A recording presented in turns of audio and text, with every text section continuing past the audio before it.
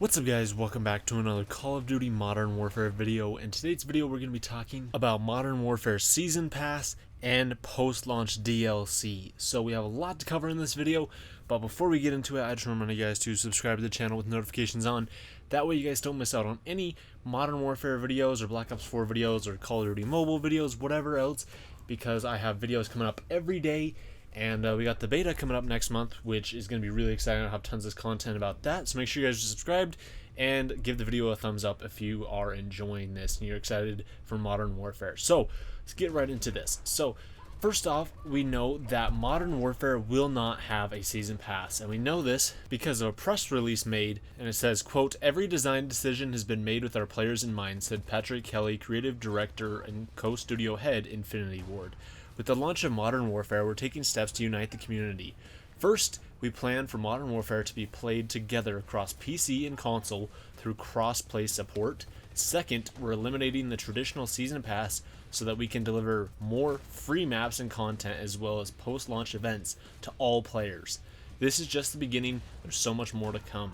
So that confirms right there, there is no Season Pass coming in Modern Warfare. And we also know this because of the special editions of the game don't feature any Season Pass or Black Ops Pass or anything like that. There's no pass that gives you access to new maps or modes or whatever else. That is completely gone and done away with. Now it's all going to be free post-launch content. Then the PlayStation blog shared something titled 22 Things You Should Know About Call of Duty Modern Warfare Multiplayer, and one part of this was that they got a quote from Infinity Ward's design director about post-launch content. So he says, "Instead, an ongoing array of free downloadable maps and content will be released post-launch. We just revealed, so it's a little early to talk post-launch, but we can say that it will be a regular distribution of content. We have a very full post-launch schedule because we want players to jump into our game and we want to keep them really busy with content for a long time." So this also kind of lines up with a video I posted yesterday about the Battle Royale mode being leaked for Modern Warfare, and that has been leaked that will be coming post-launch. It'll be coming sometime early 2020. It could be between January and March of next year is when this new Battle Royale mode for the game will be released. So honestly, I think that's really exciting. If that's true, that's a great thing, because for that to be added in post-launch, I mean, that's another like huge part of the game that would be added in post-launch that will bring more players into the game and keep existing players playing the game.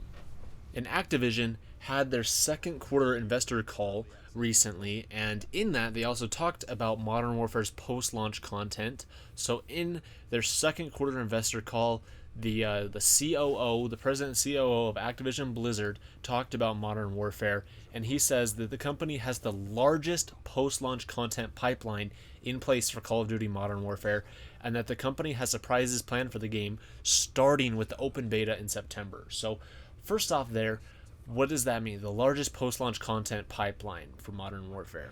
Where have we heard that before?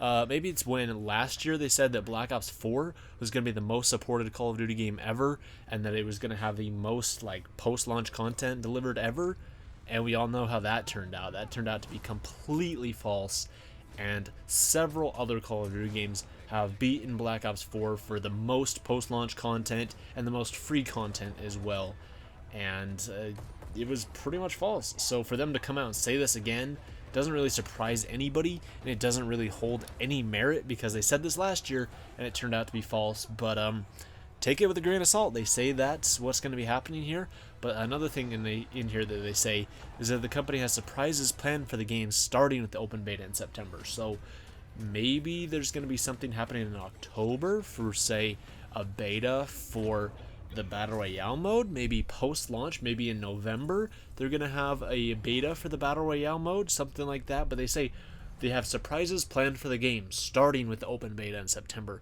What does that mean? Let me know what your guys' thoughts are on that in the comments down below. I'm not sure, but like with the post-launch content, since there's no season pass, what does this mean? I mean, obviously there's gonna be like new maps and modes and stuff. That's pretty much a given. There's gonna be like new weapons and stuff.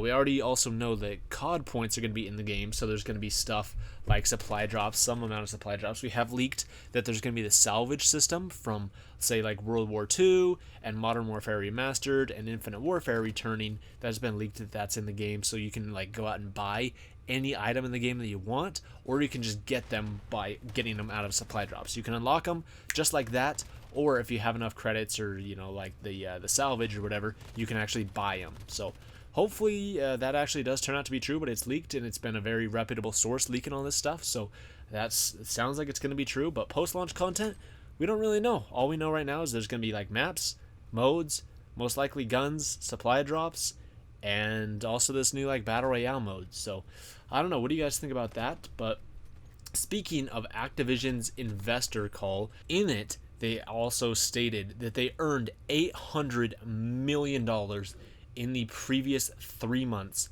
from Black Ops 4's in-game items across all their franchises. So this isn't just Black Ops 4, but basically they just say that over the past 3 months they've made $800 million from microtransactions, and a lot of it have come from Black Ops 4. So they say that their new, quote, initiatives they're implementing on Black Ops 4 has led to a stronger engagement from the community, and that they have seen a higher microtransaction revenue from Black Ops 4 than World War II. And we all know why that is. It's because they've been constantly pumping out more and more microtransactions into Black Ops 4 and charging $20 for a Mark II weapon and charging like $30 for a hammer and all sorts of different garbage in Black Ops 4. And no wonder they're seeing like higher earnings. It's because they're charging like 15 times the price. Like you're charging almost like you're literally charging twice as much for a map pack for this new hammer.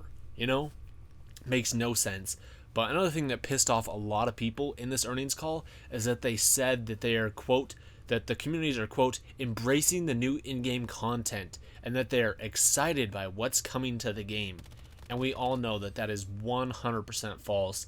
That everybody hates this microtransaction garbage. We have had leaks that have said that Activision is testing out microtransactions in Black Ops 4 for Modern Warfare and seeing how the community reacts to them. And then Black Ops 4 has basically just been a giant testing ground for all this garbage. And we also have had leaks that basically say that if Modern Warfare ends up flopping and the community is dwindling in that game and is really kind of starting to drop off, that's when they're going to implement a lot of these shady and just trash microtransactions. That's when they're going to start charging $30 for a hammer again, just like nickel and diming everybody and doing all this trash, is if the community really starts falling off. But apparently from these leaks, they say that if the community is still strong, if they have like a good player base still, and the player base, like continually buys some of these microtransactions that aren't super expensive, it's better that way. They won't, put out these super expensive microtransactions and all this awful just loot garbage and all this other nonsense. So basically, we all know that, it's better to have a strong player base spending a couple dollars here and there rather than a dwindling player base, like a tiny player base, being absolutely nickeled and dimed and spending like tons of money on the game. It's way better to have hundreds of thousands, if not millions of players just spending a couple bucks here and there, when there's a new gun or something like that coming out, instead of, tens of thousands of people dropping $50, $100, every couple months on the game. Like, that's way better. And hopefully that comes true and that Modern Warfare is a good game, because if it is, if the community is strong, then they won't have all this garbage in there. But I don't know, we'll have to wait and see. But then Activision also says in here that of course, like I said, that the microtransaction revenue for Black Ops 4 is higher than that of World War II. And I think a lot of that comes down to the fact that in World War II you could actually earn items in game and you didn't have to spend any money. But Black Ops 4, there's so many items and so much stuff in there that you have to spend money on, and you cannot get otherwise. You cannot get some of these Mark II weapons or even brand new weapons, like some of these melee weapons. You cannot get them unless you spend real money. You can grind the game 24 hours a day, and you still will not get them unless you go out and you buy COD points and you buy these things through the in-game store. But lastly for this video, let's talk about this brand new, exciting thing that's going to be coming to Sony, Nintendo's, and Microsoft's platforms about loot boxes. So, Sony, Microsoft, and Nintendo, they have all committed to the Entertainment Software Association, the ESA, that they will soon require publishers who publish games on their platforms to disclose the odds of earning items in loot boxes for new games and updates that add loot boxes to their games. So basically what this would mean is that like Microsoft or Sony or Nintendo, they were going to force Activision and all publishers to disclose the odds. So basically for Modern Warfare, they were going to force Activision to have Infinity Ward disclose the odds of like supply drops. So it'd be like, okay, what are the actual odds of getting a brand new weapon? What are the odds of getting, a new Blackout character? And it would display those odds in game. It would tell you the odds. That way you know if you want to spend money on it. You're like, hey, I only have a 0.2% chance to unlock this item, but I have a 65% chance to unlock some common garbage, a sticker or something like that. So like this is all really good and helps out the consumer because it gives the consumer more choice and more options. Like up until now, we have been able to kind of like come up with the odds of this stuff, but it takes a long time because you have to do a huge sample size and it's not always 100% accurate. But this one will just display it in game and will be good. So basically this all comes from the Entertainment Software Association's Chief Counsel of Tech Policy, and they were talking with the FTC, the Federal Trade Commission, inside the game workshop. They say, quote, "That said, we are doing more. I am pleased to announce this morning that Microsoft, Nintendo, and Sony have indicated to an ESA a commitment to a new platform policy with respect to the use of paid loot boxes in games that are developed for their platform. Specifically, this would apply to new games and game updates that add loot box features and would require the disclosure of the relative rarity or probabilities of obtaining randomized virtual items in games that are available on their platforms." And they also say, quote, "As well, many of the leading video game publishers of the Entertainment Software Association have decided that they're going to implement a similar approach at the publisher level to provide consumers this information and give them enhanced information to make purchase decisions." And the ESA, alongside the ESRB, that's the rating system, they have updated the rating system in the United States to note which games have an in-game DLC with a, quote, "in-game purchases" tag on the back of the box for each of the products. So say if a game is like rated M or something like that, it's going to say like intense violence, like drug use, and they're going to have a new rating called in-game purchases, which are going to show up there as well. So that way you can tell just by looking at the box of the game or whatever, which games have in-game purchases or not. So this is all really good and great for the consumer. So this stuff is just awesome, and it's been a huge pushback to all these loot boxes and supply drops nonsense that has been going on for the past 4 or 5 years in the gaming industry.